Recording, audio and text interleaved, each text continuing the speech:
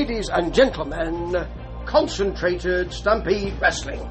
Yes, because for this one, March the 11th, 1988, AOR in the ascendancy.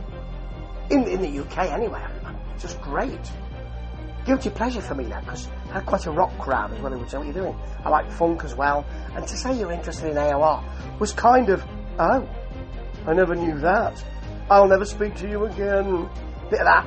I was at university at this time, and I could only find, studying drama, which I used, actually, for about 15 years to make more or less, my living as an actor. Yes.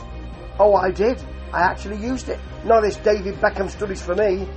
Anyway, back to Stampede Wrestling.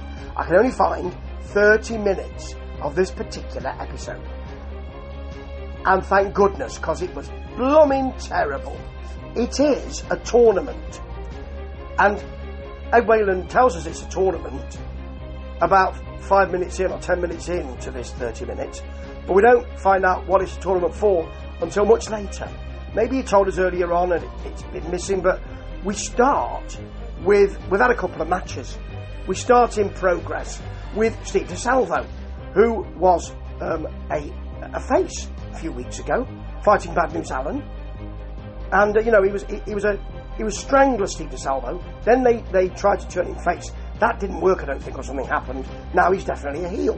Because Ed Whalen is reading him a letter from a fan, which says, I don't like him because he's arrogant. Ed wants to talk about Steve Blackman, who debuted tonight, but I didn't see it. Maybe we'll have a look. Well, debuted on this night. Maybe we'll see it next week. But he wants to talk about Steve Blackman. Steve DeSalvo wants to talk about how good he is. And as he says, Pope John Paul II sends him letters regularly. He gets letters from all over the place. Ed wants to see them. Steve DeSalvo says to Ed, you can't read. Ed agrees, he can't. What? It's weird. It's just really weird. Oh, I don't know. We've got Steve DeSalvo deriding Blackman's karate. And there's a lovely line when he says, don't get too close to me, Ed. Your breath is making my hair curl. That's really nice, but apart from that, he's not great, Steve DeSalvo.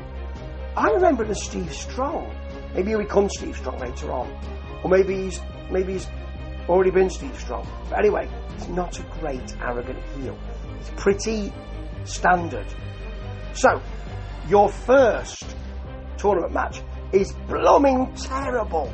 It's the Great Gamma versus Randy Thatcher. And it's a TV elimination tournament, that's what it is. To be a contender for that. He didn't tell us that, he told us that later on. So he tells us it's a TV elimination tournament and leaves it at that. He'll tell us about 10 minutes later. Anyway, it is to be a number one contender for the heavyweight title. Now, he's got Makkan Singh with him. Trucker Norman. Makkan Singh is he's part of, or hangs around with, Karachi Vice, doesn't he? With Abu Wisal, the kind of fake chic type looking bloke, who actually, in his normal shoes, not even his wrestling boots, has got curly toes. That is to be really commended because it's a bit of research. I think he's very good. And I can't find much to commend about this week, so that's good. Okay, so Makkan Singh is usually a bad guy. We know that. Here, it's as if it's as if they've said, when you're on commentary with me, you can be someone else entirely. It's usually, what's his name? Davis, isn't it? What's he called? Charlie Davis? Can't remember. And Jim Davis, that's right. With the nutty little tit for tat hat, like a pimple on a mountain, that one. But no, this is Makkan Singh. And it's almost as if they've said, while you're doing this commentary, you can be a nice guy if you want, because actually, they're getting on really well. Makkan Singh's fairly fun, and he doesn't seem like a bad guy. But he is a bad guy. You can't just say, he's doing this now, and so consequently you'll all like him, won't you?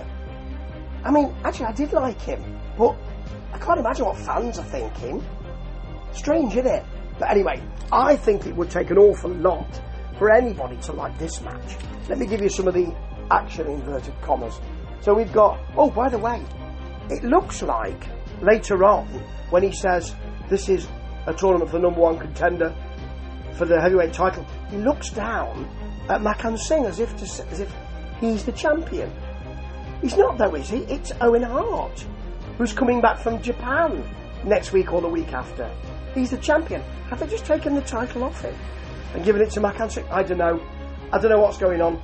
And to be honest, I'm not bothered enough to look into it. Anyway, in this match, you've got a punch from Gamma, an arm wringer from Randy Thatcher, an arm bar from Thatcher, which is, I mean, let's put it this way. Gamma sells it very well. And Ed then talks about how many famous wrestlers have come through the territory. Now, when people are talking like that, you probably know they're having to do it because it's not looking good at the moment. It's really slow, this match. You get a backdrop from Gamma, a sort of brain buster, which is not bad actually, for a 2 count. A nice neck breaker actually. He walks away from a dropkick, sort of swats it away. Hits a nice backbreaker for a 2 count again. Then there's a sudden roll up from Thatcher for a 2 count. It's going far too long, this match, because it's not that good. He's got motor mouth action, by the way, Makkan Singh, early on, and then he settles into the role, and he's rather good. Back in the ring, we've got, I just wanted to distract myself from the work in the ring, to be honest. We've got a Gamma clothesline, quite a nice high drop kick from Thatcher, and then the comment, "Look out, Nelly," which, as I say, I do remember Ed Whalen doing in the past. I think it's his catchphrase. And there's a clothesline from Thatcher. Atomic drop does more damage to Thatcher than it should. And then we get the Cobra Clutch. Thatcher really sells the kind of fading out. Gamma wins. And there's your first match. Gamma advances in the tournament. And we've got Keith Hart versus Jonathan Holiday. Apparently, it's in the elimination tournament. That's all we've got this week, the elimination tournament. Apparently, he's Dr. Jonathan Holiday. I don't know what he's the doctor of. Divinity? I don't know, but anyway, Keith Hart is coming back to wrestling. He must be one of the Hart family. So we've got Wayne Hart as the ref. Right, that's Keith Hart. I mean, he might not be of the Hart family, but, I mean, he's got the same name. And you've got Keith. They might be brothers, and he is the ref. How's that working for us? Did no one say anything? Anyway, we've got Gamma Singh mentioning Stu Hart's basement. Stu Hart is bigged up as a 71-year-old, even then, in 88. So we've got an arm bar from Keith Hart, a cravat, a snapmare, Jonathan Holiday bridges. Now, Jonathan Holiday was talked up in recent weeks, not today. It's almost as if he's a bit of fodder for the returning Keith Hart. There are empty seats here, right at the front. You would have thought that it's a smaller room than I've seen before. It's like last week's small room, which is apparently for a change at the last minute. It does seem like the same kind of size of venue. And you would have thought that someone would have said, "I know you're at the back, would you like to sit on the front row?" Because it looks terrible to have the first 2 rows with nobody in them, and they're right in the hard camera vision as well. That's not good, is it? See, you can see it disappearing a bit. The crowd are very silent. Gamma Singh's being very nice on commentary. It is good to hear, but I don't see why. Suddenly, Hart cradles in for a pin. He actually, I thought, held the trunks.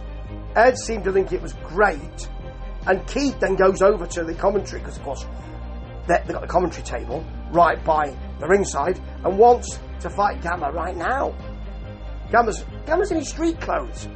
He does mention this, but he's like, you're a coward. It's in his street clothes. Anyway, that's your match. Keith Hart wins. I thought he grabbed the trunks. No one mentions it. He is a Hart. There you go. So, we've got the last match is Gilles de Fossey, who's here with his brother, Ed, as a kind of manager, versus Bruce Hart. So it's a Hart fest here. There's a Hart slap early on, some arm drags, a knee drop, 2 of them actually, and Gilles de Fossey bails. Pillman apparently has got surgery. They mention it. He could be out for some weeks. There's a Fossey slam. He wants a pin from that. He throws Bruce Hart out, at which point Fossey's brother Ed chokes him. Fossey back in the ring gets an overhand slap.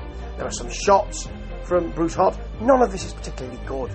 Ed DeFosse trips Bruce Hart from the outside. There's a Fossey backbreaker, which is alright, and a really nice running clothesline from Hart. And then he gets the elbow off the top for the pin, and we are out of time so much that, as Ed Whalen tells us, he hasn't got time to do his classic sign-off. Well, you could have done it without telling us, couldn't you? Rather than telling us you haven't got time to do it, just do it. Anyway, he's running out of time, and that's it. And that's terrible. And I'm a bit worried about next week as well. Thank goodness it was only 30 minutes. But next week's full time. Blimey. Ta-ta.